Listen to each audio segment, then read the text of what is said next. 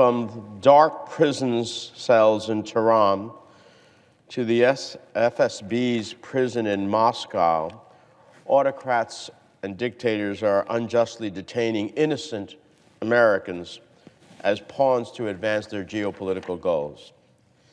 And so, Mr. President, I come to the floor today as families of these Americans have gathered in Washington to shine a spotlight on the plight of their loved ones and to support passage of the Americans Wrongfully or Unlawfully Detained Abroad Act of 2023, which is a bipartisan effort I'm leading with a ranking member of the Foreign Relations Committee, Senator Risch, as well as Senators Shaheen and Hagerty. This bill would make a simple yet meaningful change to lessen the burden on these families as they work towards the release of their loved ones. It would allow the State Department to cover travel and lodging costs for families to advocate for their loved ones' release in Washington. It will also advance efforts to support the mental health and well-being of detainees and their families. And it will eliminate a completely arbitrary distinction under U.S. law. Currently, if your loved one is being held hostage by a non-state actor, for example, a terrorist group like ISIS or Al-Qaeda, the government pays the cost for limited family travel to Washington.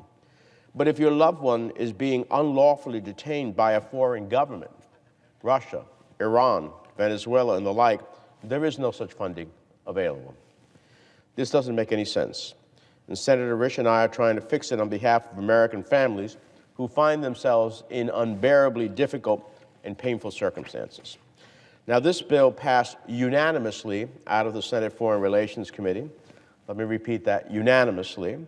It's not and should not be controversial.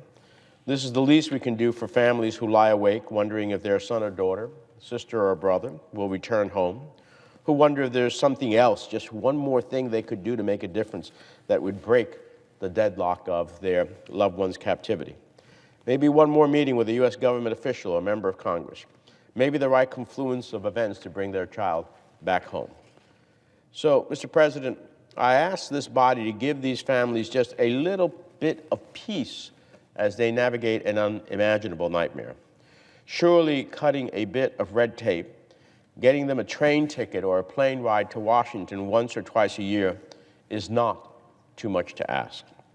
So I'm here to seek passage of this bill. I was going to seek unanimous consent requests. I understand that my colleague, the senator from Kentucky, Senator Paul, has a fiscal issue.